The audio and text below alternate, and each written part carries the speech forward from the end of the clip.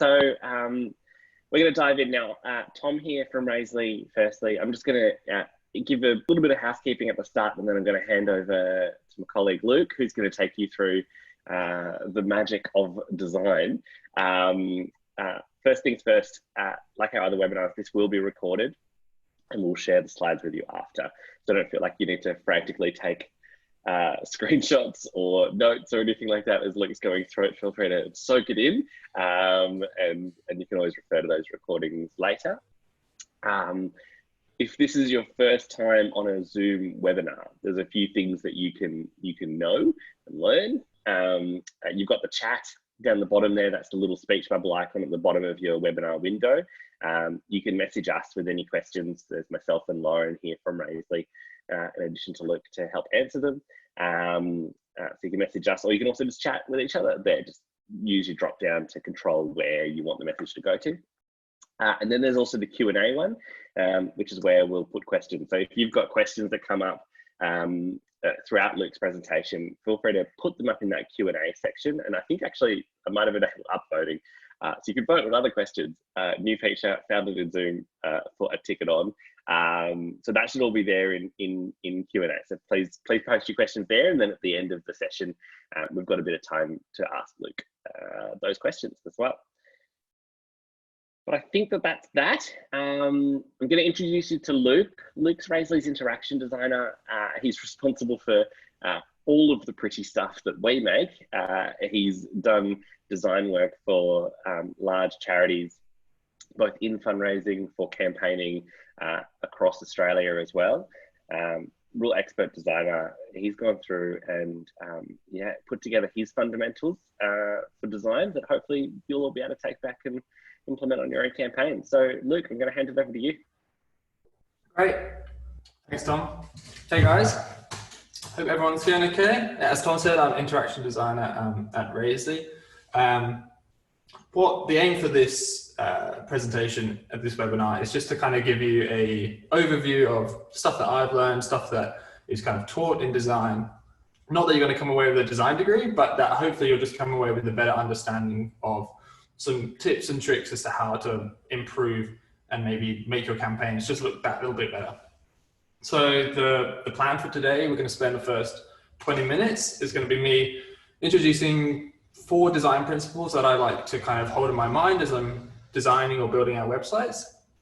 Then we'll have the next 15 minutes, we'll be doing a hands-on practical example within the Raisley editor, just kind of showing how to implement those principles.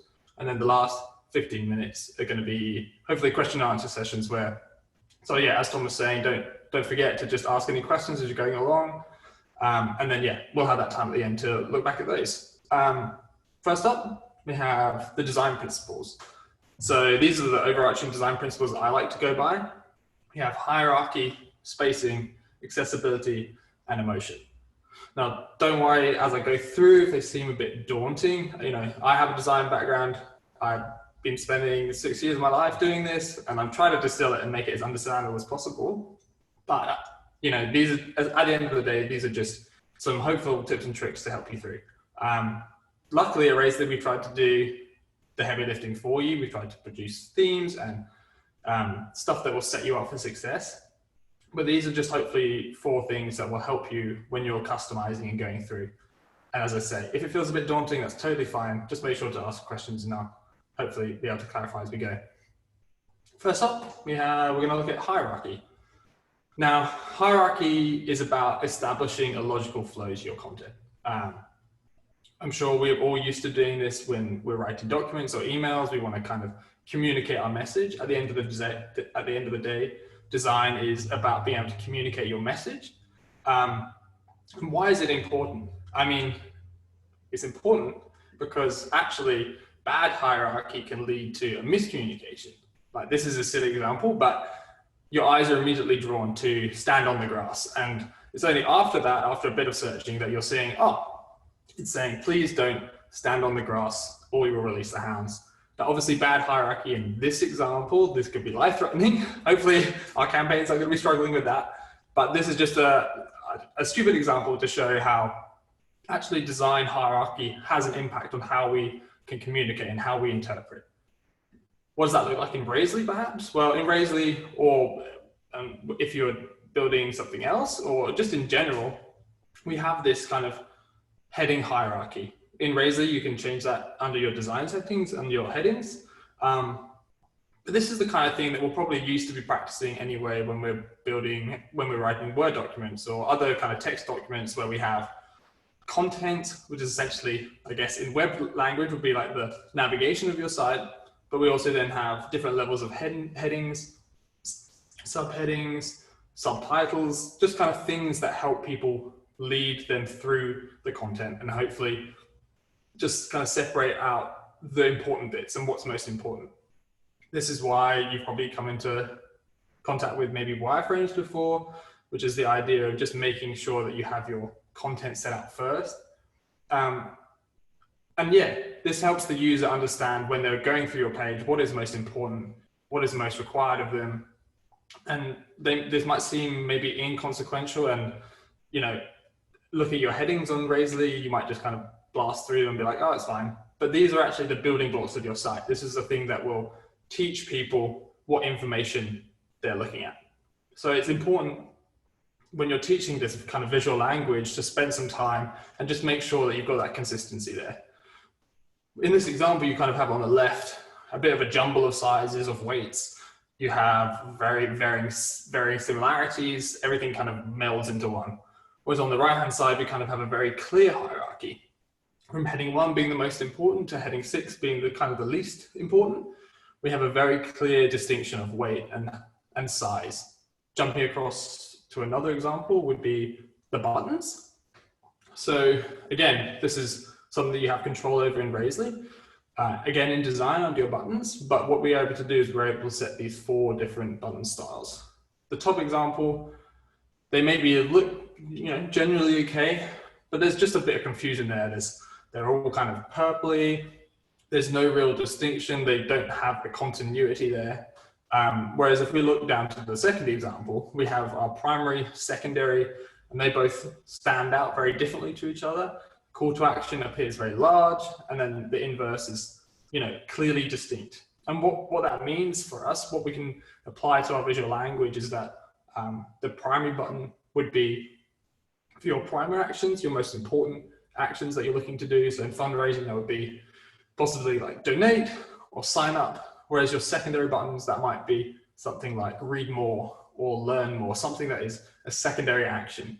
And so it's just kind of careful to take your time when you're working on these micro parts of your site, because setting these up will set you up for success as a whole. What does that look maybe like in a real life example? Well, we have, here I've just kind of mocked up what a section might look like. We clearly have here, it's like some introductory text. Then it kind of melds into this again. Obviously this is lorem ipsum, but this kind of melds into the rest of the content. And there's no real distinction apart from this space. And with the buttons, we have kind of the same hierarchy for both sign up and learn more, which just doesn't quite feel right. It's not quite the thing that we're after. How might this be improved? Well, this might be improved if we have a bold heading that kind of describes what the section is about. It kind of gives an introduction to them. It makes it very clear at a glance what they're after. It's not too long. We then have like a subtext, which goes on to, again, explain a little bit more before then we get into that kind of more explanatory long form text.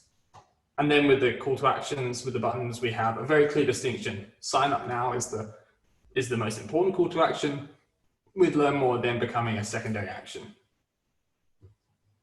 So that's kind of hierarchy in the way that I like to look at it. Next, we're going to move on to spacing.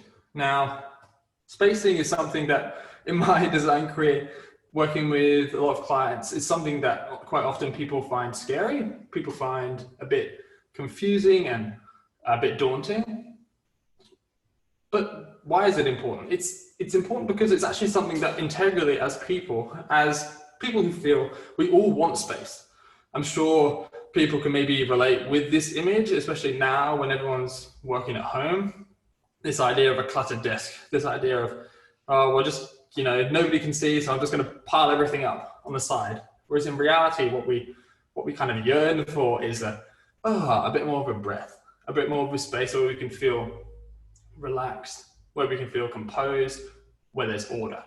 In the same way, what appeals to people more?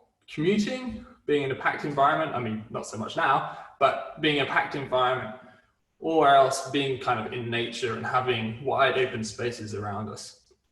You know, there's kind of this inbuilt want for space. We kind of want a space to breathe and a space to take stock. How might this translate into digital? Well, here's an example of a new site that will not be named, but this is an example where they've just decided we have this information and we're just going to throw it all at you. We're going to fill every available space. We're going to make sure that you can't miss a thing. Whereas what actually in reality happens is when we have layouts like this, I like to develop, I kind of call this like we develop a digital claustrophobia. We feel like the walls are closing in, that the information is kind of becoming overwhelming and we can't concentrate. We think, you know, you might think that people are more likely to engage with content if they could see it all at one time. But if anything, you're creating a barrier. You're kind of creating an overwhelming sense of confusion where people can't concentrate. Inversely to that, let's take another news site like the BBC. They've made a very clear and I think bold choice, especially in the space that they're in, to give everything its space, give everything a bit of space to breathe, give everything a clear. They've also done really well with hierarchy here as well, but just make sure that the most important things, they're the things that are given the most space. And we're giving people a chance to scroll. We shouldn't be scared of people scrolling. People are on the web all the time, and especially on mobile. People are so used to scrolling as it is. We don't need to worry about blasting people with the information all at one time, where it's okay to space it out. So again, let's jump into a semi-real world example. Here's a mock-up of perhaps how a site might look. You know, we kind of have a heading there. You have 2 blocks of text underneath and then a bit more long form underneath that. You know, this looks fine. We kind of got some good hierarchy there. We've got good dividing of sections, so it feels quite linear. People are able to follow that. But we could probably do with a bit more space. Perhaps we, you know, give a bit more space in the heading. We give that picture a bit more chance to shine through. And then we split up those 2 blocks that were side by side into their own individual sections, which enables people to see, especially when there's an image, they look at the image and are able to relate that content to the image without having to kind of try and consider everything else that's around it. And yeah, this for me is like a good example of how spacing can be used. And next up we're going to jump into accessibility. Now, accessibility, I think, is something that can often fall to the wayside or get missed. But in reality, it's so important, especially in web. 1 in 5 Australians have a disability. Over 55% of Australians have 1 or more long-term vision disorders. This matters because people that are engaging with your content are likely to have we should be encompassing everybody when we think about our designs. We shouldn't just kind of be in a blinkered movement and decide, I see it like this, therefore it's fine. Perspective is everything. Just because we see something one way does not mean that somebody else sees it the other. Especially in today's world, I think that's really important with everything that's going on in the world. Hopefully we've all started to become a bit more self-aware, aware that not everybody is experiencing what we're experiencing. And in the same way, when it comes to web, we shouldn't just be, just because I can do this, somebody else can. Let's try and bring some more empathy into the way that we use the web. It's really important. So we have what's called the Web Content Accessibility Guidelines, which are kind of the web's rules, essentially, of staying accessible. And this is a legal requirement. They have a number of set of rules which vary in degree, but it's a legal requirement for many government agencies around the world to, like the US or Australia here or the UK, all of the government sites, they need to have a certain level of compliancy. And that's because, you know, especially as a government agency, they need to be able, information needs to be found by anybody. It shouldn't be exclusive. Now, although, you know, we're not government agencies, we should definitely be taking this on board when we're thinking about our own websites. Not only do we want people to be able to donate or engage with our content, but we also want to, you know, make sure that we're looking after those people who perhaps aren't always considered. A very clear way of doing this, and perhaps the most obvious way, would be color. People with visual impairments or color blindness, they have a difficulty, they can have a difficulty differentiating between colors. So with the guidelines, they ask for a certain level of contrast. What you see here on the left-hand side, all these colors work well together, but on the left-hand side, there isn't enough contrast. So somebody with perhaps poor visibility, perhaps even people on this call, might not be able to read that word. Whereas if we jump over to the right-hand side, we have a very clear contrasting set of colors there, ensuring that that text is readable from the background. We've tried to do this, make this as easy as possible for, you know, we've done, as I said in the beginning, we've done a lot of this heavy lifting, and hopefully you'll be going into your campaign, hopefully with a high level of accessibility already, but we can't always kind of predict every possible outcome. But in Racer, we've tried to do our best to give you that opportunity. So for example, when you're configuring your buttons, you're able to choose between a background and a text color. In this example, what we get is this little error up here, this little hint saying, these two colors that you've chosen, they don't meet accessibility guidelines. Now, we're not being prescriptive here, we're not dictating that this is what you have to do, but we really encourage you to take note of when this is the case. If you miss it the first time, it'd be great to just go back and check your colors, or when you're building out your campaign again, when you're building out a new campaign, just double checking that those colors really make sense together and that they contrast well enough. Also in this little tooltip, we have the ability to just really quickly change the colors and make sure that they're accessible. Similarly, we have it for rows as well. So in our page editor, when you choose a background or a text color, it will again show you whether those colors are accessible, whether they match. It doesn't, you know, let's say you have an image in the background, that might change the way that accessibility works, but it's just always good to take your time and make sure and double check that everything is accessible. And if, you know, err on the side of caution, if you're not quite sure if the colors work together, maybe change them and make them very clear. And yeah, just taking your time to make sure that we're thinking about everybody here. There's a lot more I could say on accessibility. There's a lot more to say, but that's just kind of a brief overview. You know, the idea of having empathy for our users, putting ourselves in their shoes, and perhaps just being a bit more considerate. And that kind of leads me on to my last point, or my last principle, emotion.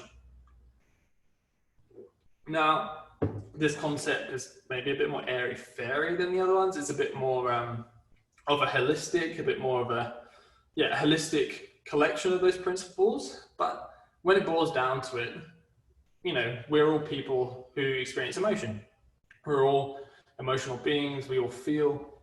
So, say for example, with hierarchy. With hierarchy, with good hierarchy comes a feeling of clear structure, of clarity. We're not overwhelmed. With good spacing, we have kind of, again, like a relaxing feeling. We have time to consider, time to think. And then with accessibility, we can kind of interact with a feeling of confidence. Everything that we do evokes an emotion. And people will respond to your site emotionally, especially from the charity sector. Like I was saying before, we have this kind of inbuilt empathy into the work that we do as it is. How can we bring that across into design? Why is it important? I think this is a good example of what is important. We kind of take stock of this. We have an inherent understanding, and we see there is like this internal dissonance. We can understand the words, we can see what the color is, but there's like an internal dissonance where the words don't match up with the colors. It leaves us feeling slightly unsettled. Everything that we use has an inherent emotion, especially with typography and color. And choosing the right combination of that is very important when it's coming to our site. So again, here I've got some tiles, each with the word, like a word association, but sometimes, you know, the type doesn't quite feel like it's getting across that emotion. How might this look slightly differently? Well, if we just change those types around, then we get, everything starts to feel a bit less dissonant. Things start to feel a bit more harmonious. You know, with warning, we have like a clear, bold text. Relax, we have this more flowing and text that just a type that allows us to feel that emotion. Now, that is a bit airy-fairy, and it's not always obvious, and we're not trying to be prescriptive here. Like, just because if you have a brand color that is perhaps a red or an orange, that doesn't mean that you're gonna lead people astray. In fact, you know, say with love, for example, that's the color is most often associated with color red. So it doesn't always have to be a bad thing. And this is just something to be aware of, to be conscious of. What might that look in real life? Let's take our event template. So this is one that we released a couple of months ago and got a really big uptake in during COVID. You know, a lot of people moving their events online. And the theme that we the tone that we went with in our base theme is this kind of high impact, high impact colors, big contrast, fluorescent, angles, all this kind of stuff, bold typography to kind of give this very aspirational feel to it. But let's say we wanted to use this layout, but in fact we had a slightly different message that we wanted to communicate. How might we alter this template to make it feel different? You know, this took me 5 minutes. A couple of different colors, a couple of different typefaces, changing the image. Already we have, in a very short space of time, we have a different feeling. We have a different emotion. We have a more reverential, more reverential feel to this. We can take this with a bit more elegancy. That's just a really quick example, jumping between those two, of how we can use exactly the same content, but communicate a very different tone. That's just something that is a bit more, as I say, a bit more out there, and it will take working at, and hopefully you guys have brand guidelines to work from anyway. But it just goes to show that with design, we're very capable of affecting people's emotions. So just something to be aware of. So that's our 4 design principles: hierarchy, spacing, accessibility, and emotion. And now we're going to kind of jump across into the Razorly editor and kind of see how we can apply those principles to real life when we're in Razorly. So here's one I made it. What we have here is a theme that's, this is an appeal, imaginary appeal that I quickly came up with using one of our kind of base appeal themes. And, you know, it looks fine, it's good. I've already sorted out the colors, I've given it some headings, I've kind of tried to establish that already. But what happens if we just wanted to make this a bit more designed? We didn't want it so rushed and we had a bit more time on our hands. How might we do that? Let's jump across and see what we might be able to do. So this is the Razorly editor. Hopefully you guys are familiar with it. What we have is we've tried to create a really flexible framework to allow you to jump in and edit your pages with ease. How might we give this a bit more, use those principles and give this a bit more of a design feel to it? Okay, let's say, heading. That's really important. The header is really important. Why don't we give it a bit more space? Let's give it a bit more space. So if we jump into the row settings, jump into the vertical spacing, let's just ramp this up a bit. Oh, maybe too much. Let's give it 100. Yeah, there we go. I think that looks nice. It's kind of giving it a bit more space to breathe. We can see those people in the image. We can connect with those people. And we're already starting to feel a bit more of that, less of that digital claustrophobia. Why don't we also crank up this progress bar? So if we jump into the progress bar settings, we can make this a bit bigger. Chuck that on. Bang. There we go. We have a more high impact progress bar. Now, as we're spacing this out, obviously things are going to start to get pushed down. And while, as I said, with spacing, we shouldn't be scared of people. We shouldn't be scared of people scrolling, but we should also be providing hints for people. So what we're going to do is we're going to put in a button array. Jump in, and I can just place this underneath the progress bar. Jump into those settings, quickly delete, the second one. And I'll come back to this later, but we're just going to put a button here that says donate, and we're going to give it the call to action styles. So that's just those big primary button style. We'll just give it a tiny bit of spacing just to separate it away from the progress bar. Okay, great. Now what should we do? We're just going to remove this negative margin, otherwise it's going to get in the way. When people land on a page, they're going to see this big impactful header with a call to donate. What else do we want to show people? We want to show people social proof. So we're going to jump in and add a row, probably, yeah, let's give it a donation stream. So when people land on the page, immediately they're going to see that people are interacting with our page. They're going to see that social proof. We have our donation stream. We jump into the settings here. We're going to make that, let's make that into a horizontal stream. And there we go. We kind of have this ticker-like effect to hint at that movement, that kind of things are happening. Watch this space. And it's kind of blends into the background a bit at the moment with that white. Everything's merging into one. So let's give it a background color. Oh, that text isn't visible. So we'll just change that text color. Can we use the color like this? This is where we see that notice. These two colors don't work together. They don't meet the guidelines. Let's quickly ramp that up to, let's just give it plain white. And then we can see that message just appears. We have an accessible color combination. Great. Next let's take this pieces of content here. This feels fine. Maybe feels a bit more like a profile page or some inner page at the moment. We want to make a bigger deal out of this. So what we're going to do, let's just imagine that this content, we know that this content is an introduction to the appeal. We can presume it is. So what we're going to do is we're going to create a new section, a new heading first. I'm going to we're going to give it a nice big heading. I'm going to give it about the appeal.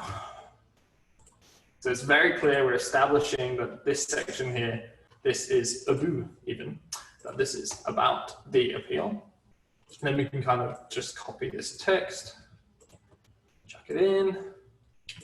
And there we have kind of a title, we have this big heading, and then we have a subtitle underneath. Next, we want to display this information underneath. So maybe the best way of doing that would be something a bit more visually intriguing than just a block of text. We're going to chuck in a two column row like this.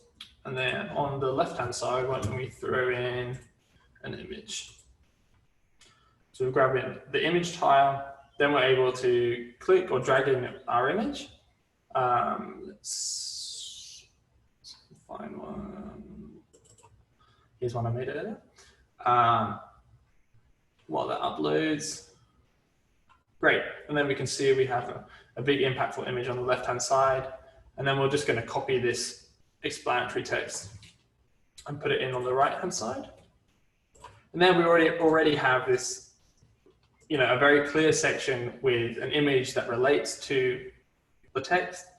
And yeah, it just creates a lot more visual engagement. It creates something that feels, we can look at the image and we already have a hint of what we're going to be talking about, and then we're able to go and explain that a bit more in depth. Next up, now that we've explained the appeal, we don't want to leave that donate too far down the line. So we put in our donation form. Okay, so we're going to create a new row using this kind of contained row, this centered content. Let's add in a heading. Let's say that heading is something like, you can help today. Change that maybe to a heading 2, heading 3, let's do heading 2. And then what we can do, we can jump into our block adder. We can add search for a donation form. We can chuck that nice and big underneath. Let's just get rid of that. We don't need this title on the donation form because we already kind of have that title above it. And it's starting to feel maybe a little bit wide. So what we're going to do is we're going to jump into the row settings here. And we're just going to adjust the gutter width to maybe reduce that space. Yeah, that feels more comfortable to me. But now it's kind of starting to blend in again. We're kind of getting that thing where the whites just start to blend into different sections and we kind of lose that hierarchy. So what we're going to do, actually in the row, we're going to give it a nice juicy background color. Cool, you know, maybe it looks a bit full on. Maybe drop it back. Oh, actually, we have this video here. Now, in this example, this video is probably didn't explain it, but let's just imagine that it was maybe we didn't need to hear the sound and it was just some nice visuals. What we can actually do now, something that we've added recently, if I just copy that URL, what we can actually do now is we can go into our row, we can click on this video for our background, we can put in our, and we simply just have to paste in the YouTube link, and then we have our video in the background. In the admin, it's not going to play, but when we're actually doing it on the site, it's going to play automatically and muted and just like open it again. So now that we have that video, why don't we make sure that, let's just pretty this up a bit, give that a background, drop that back a little bit. Apologies if I'm going quite fast. But hopefully we'll have some time at the end for you guys to have questions. Again, if you have any questions, please feel free to chuck them in the Q&A. Bang. And there we go, we're going to have a very clear donation section. Now with that, if we remember, we added those donation buttons to that donate button to the header. What we can actually do is in our heading, we have this advanced settings tab.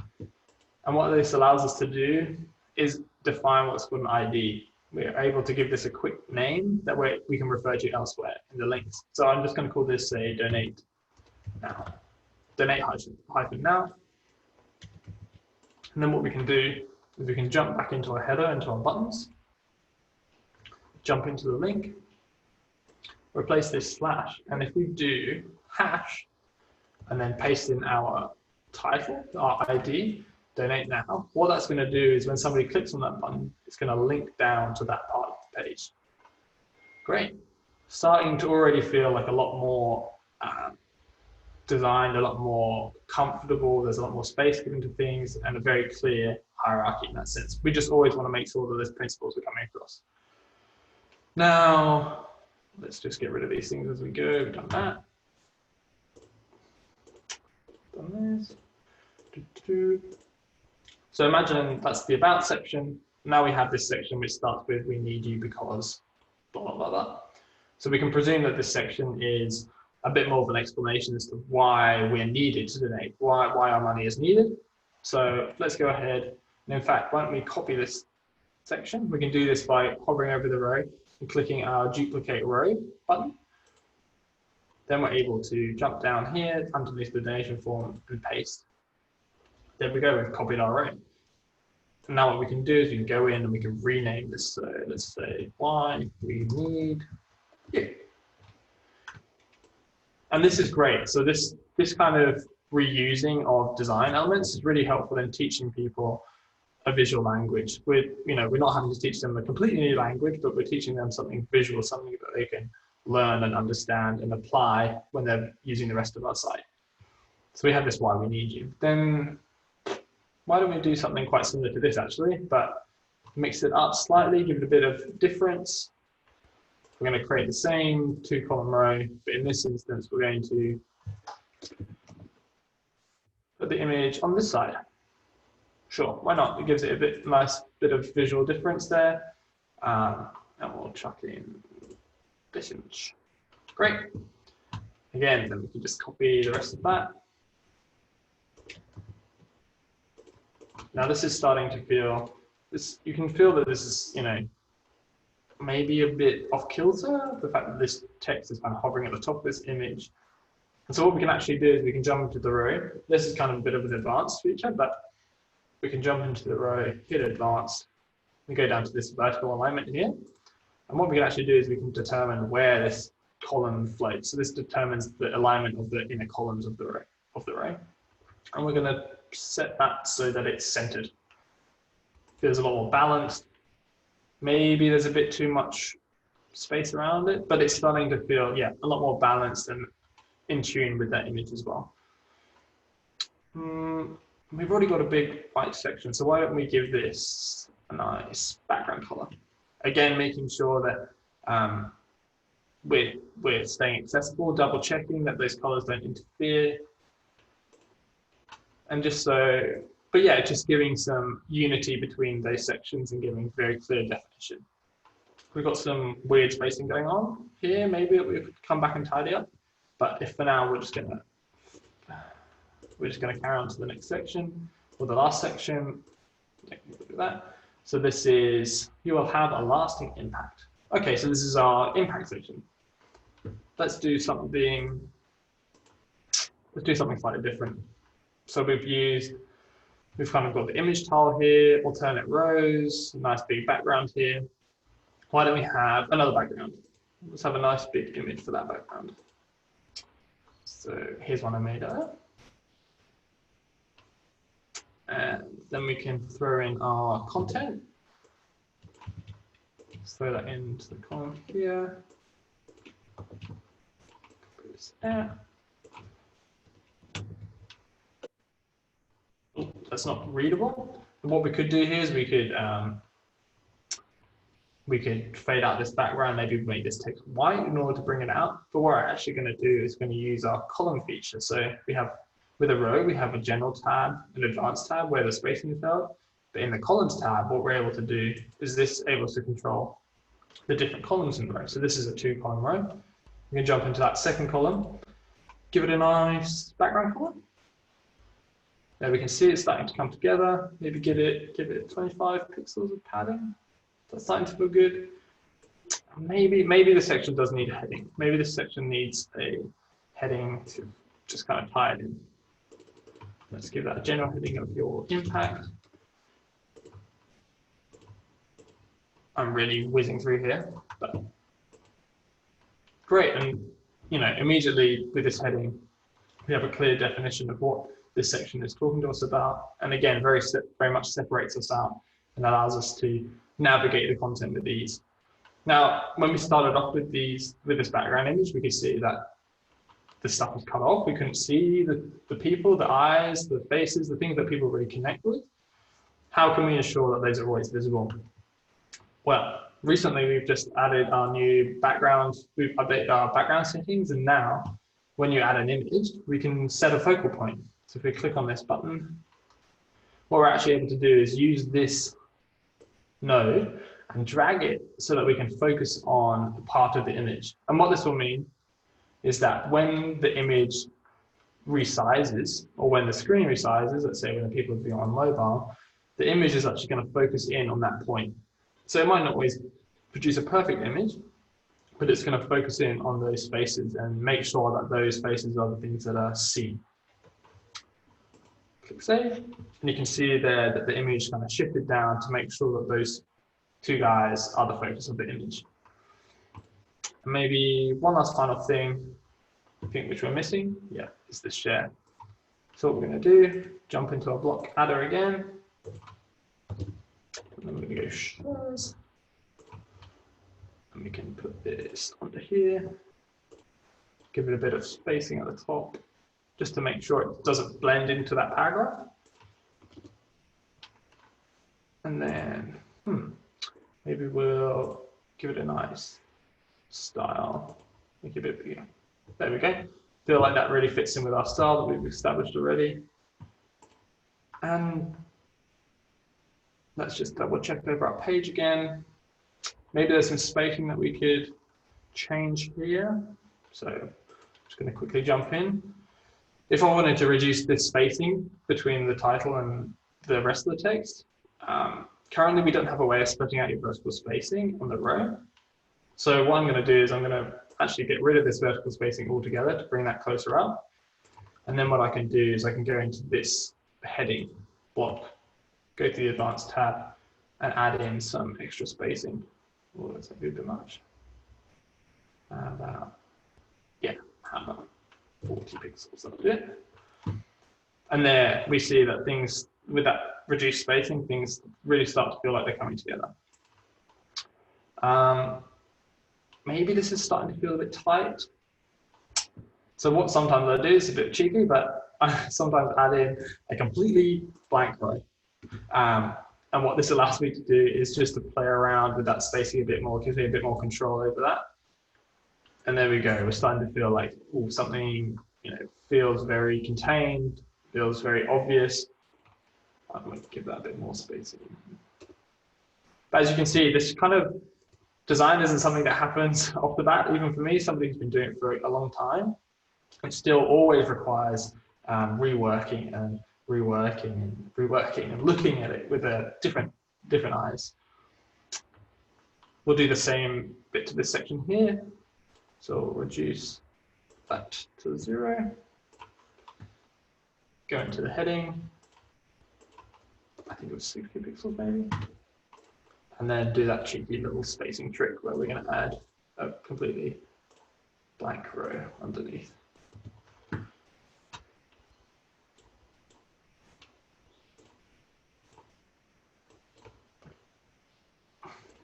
And I think maybe we'll give that a bit more space as well. But once I've done this,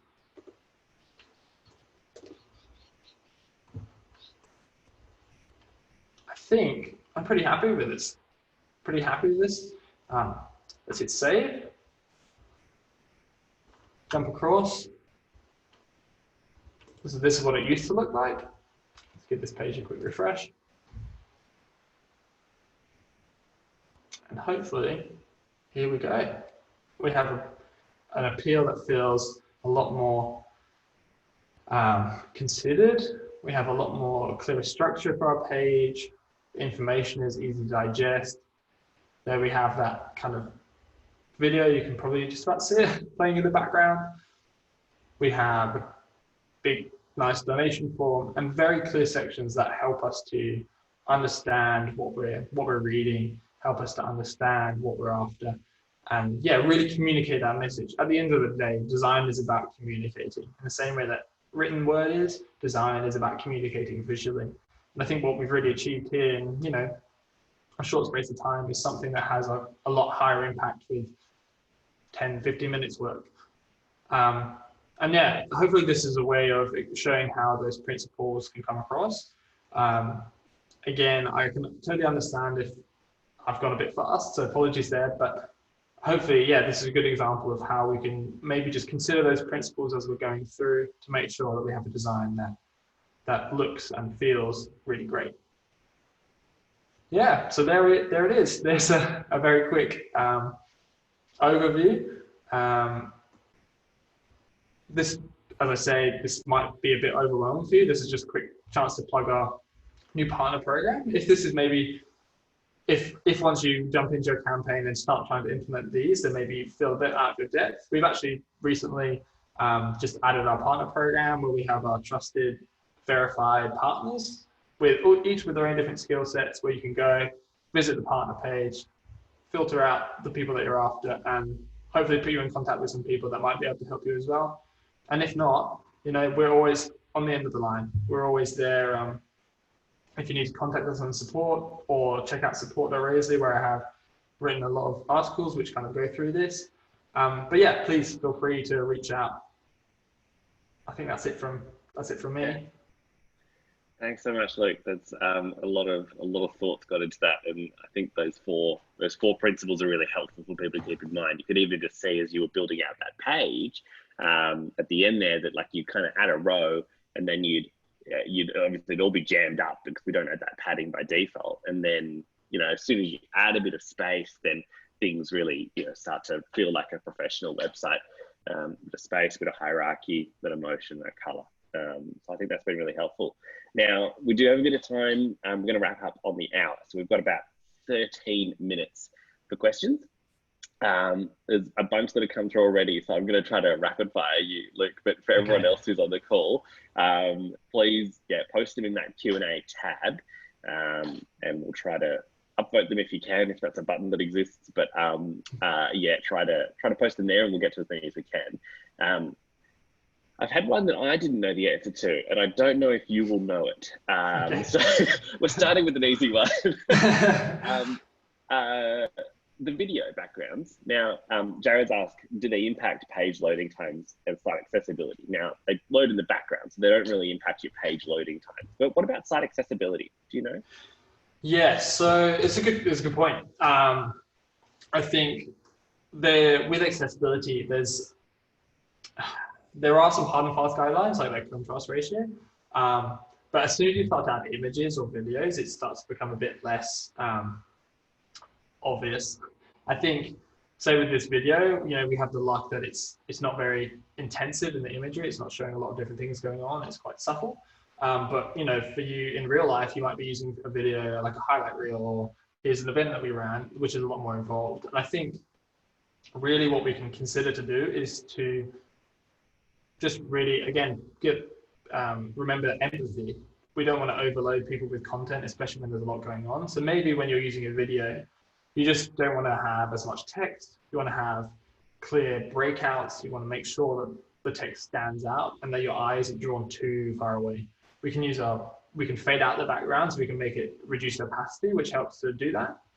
But also so I built the background functionality, and what I actually did as well is I built into the code what's called a query to check, a media query to check whether the user has a preference of reduced motion on. So for example, some people with perhaps a vision disorder or perhaps a learning disability disorder, they might have an option on their browser where they can choose to reduce motion. And so if they click that, we're actually not going to play the video at all. So I tried to build that into the video feature as well. So hopefully that encounters for it as well. But unfortunately, there's not a hard and fast rule. I think just kind of being wary and making sure, trying to look at it with accessibility from another person's eyes and get other people's opinions is always really great. Ishara's asked around sizing images. So they've tried to do a kind of a layout where they've got 2 columns as well, but the image is quite small. Like, is there tips where, you've got that really great balance just above the donation form there? What if I just don't have good imagery, or my images are too small, or I can't quite make it look that nice? Are there any ways that I could, do a layout like that, which stays balanced, but works with, maybe less than ideal imagery? Yeah, that's a tricky one. Unfortunately, if you're working with imagery that doesn't quite work, probably the answer that I would give would try and find better imagery, which is hard. I know that is hard. There are lots of, like, these images I've used today. I've just done a 10-minute search online on things like Unsplash, which are royalty-free images, to find kind of high-quality images that reflect what I'm after. But I understand that we're not always going to have access to that. In this example, images worked. But we don't always need to have images in order to create stability and balance. We don't need to have images. I would probably err on the side of saying, spend that extra time to try and find images that do work. Because that will really pay off in the end, rather than having to try and work around and make things work and work with low quality images. Yeah, just maybe spending that time. I know that's hard. Sorry, that's not necessarily the answer that they're after, but that would be probably. Yeah, I've also just seen Ishara's clarification in the chat, which is a good one. I think I've misunderstood the question. This is like when you're adding an ACNC tick of approval or something like that. Obviously, you don't want that to be half a column, which is a very good point. And so, True. In that case, Ishara, you can either put it in a smaller column, or you can just write a little bit of CSS to shrink that image down. And if that's not something you're comfortable with, just email us at support@racer.com and we can make that tick look less large for you. That's an easy change for us to do. Yeah, and just adding to that, if there's things that you're trying to do which aren't coming easy to you, feel free to contact us and reach out, and we can definitely help you out for sure. This is a good one because it's a really probably one of our most frequently asked questions when we get people emailing into our support inbox as well, which is image dimensions. How do we figure out image dimensions when we're planning out our site? What sizes should we use? And maybe also even for mobile, it might be worth thinking about those mobile backgrounds as well. Yeah, definitely. I didn't actually touch on mobile, did I? My bad. Let's jump into that. Right, this is your chance to do a very quick preview. Yeah. Here we go. Oh, okay. There we go. This is why you should always check. So I'm just checking my site on mobile. The spacing is all over the place. again. So that's a note to check. But yeah, image dimensions is a really hard one. With the nature of the web, we're talking about something that isn't fixed. It's people are viewing sites on all, will be viewing your site all sizes of devices, you know, tablets, mobiles, different types of mobiles, size tablets, different dimensions, all this kind of stuff. And so unfortunately, with responsive design, there's not a clear answer to that. What we try to do, I think I showed with that focal point, is to give us a bit more opportunity to control the focus of an image. So for example, here, we can see that those two people that were in the image are completely cut off. We can't see them at all. And if I jump in and I move this focus point to be in the middle of those two people, so around there, we can see, again, it's not super clear, but we can see that we're able to control that focus. That's not an answer. I feel like I'm not giving very good answers here, but I think if we're using header images, like if we're using big headers, then we want to make sure that those images are nice and high quality, not too large in file size. But it's really a bit, with the responsive nature of the web, there is no quick answer. I think being prepared to adjust the image or change the size of the images, we kind of have to be prepared to do that. But I'd say keep it, if in doubt, keep it nice and big. Maybe 2000 pixels wide is probably a good size of screen, a good screen size that encapsulates, make sure it's good quality at different screens. But yeah, as you can see here, if I were to add more content, it would completely change the dimensions of this row. You know, we don't have the luxury on the web of having a fixed position, a fixed dimensions like you would perhaps with a, you know, say with a Facebook share image. You can go to facebook.com and you can look up their dimensions, and there they have an exact dimension. But when we're dealing with content that is variable, that can change and that fits differently on different screens, we can't always be, there is not that one size fits all. Sorry if that's a bad answer. No. And I know Laura's asked kind of what the size is, the examples. I think when we upload images to these templates, and I think it's what you've done here, Luke, is we'll actually just upload the original image, which is a 4:3 often image. It might be 3,000 pixels wide and 2.5 high. That's just the image, the raw image that you get from the camera. Effectively, we wouldn't normally crop it. So make sure it's high quality enough that it fits in the space, but yeah, we don't kind of try to pre-crop it when we're building these pages. Okay, Louise has asked around the donation form. So in this appeal, you've added a button that will link down to the donation form, and in other appeals, we have the donation form high up the page. How do you kind of balance having that high up and obviously then also telling the story? And what are your thoughts on kind of where that donation form should sit or could sit? Yeah, that's a good question. I think if we look at if we were to go back to the original style of this page where we have the donation form at the top, that is probably totally fine. That's totally fine. It gets it across, it's nice and high. But I think, especially with say home pages on an appeal, let's say this is a peer-to-peer and we had those inner profile pages as well. That's probably a case where we're more able to have that donation form on the right-hand side as something that we do, because the rest of the site is there to be the explanation. It's there to tell the story of the why we're donating, and we can afford to have that space. I made the decision to have that donation form down, kind of give it its own space, because I felt like, from a story perspective, if we're landing cold on this page, why are we going to donate? We're not going to donate. Personally, I'm not going to donate to something that I don't understand. You know, we can't presume that somebody landing on this page is going to understand what our charity is, what our appeal stands for. And so we kind of need to give them that evidence. We need to give them a chance to understand. But adding that donation form, adding this donation button into the top, this does provide a really quick way for somebody to quickly donate if they already know and they're already happy. But yeah, I think I like to tell a story with pages. I think that's very important. I think that helps people to feel confident in their donation, I don't think having it low down the page is going to create much of a barrier, if any.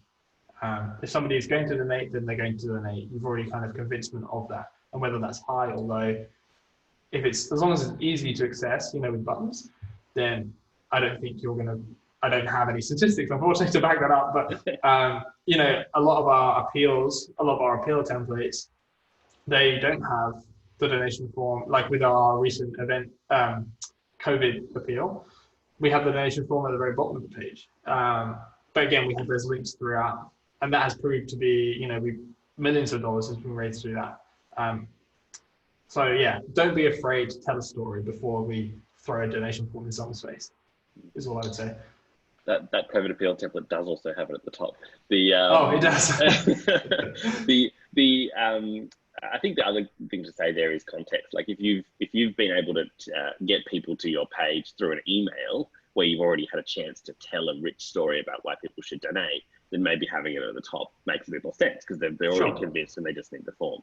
But if you're kind of warming up an audience who knows nothing about you, then having a bit more space for story at the top is maybe a better decision. And this is always something you can test, you can play with, you can measure your conversion rates, and you can see what works for your audience and for your organization.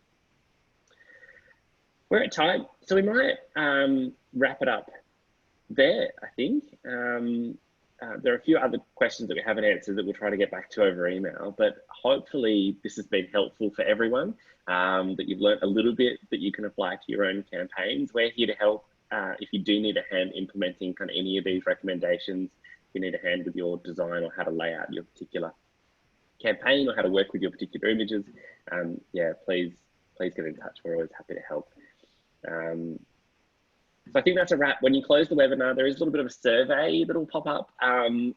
Would love your thoughts on how you found today. So please answer that if you've got a second. But otherwise, I hope everyone enjoys your Friday, and thank you so much for joining us.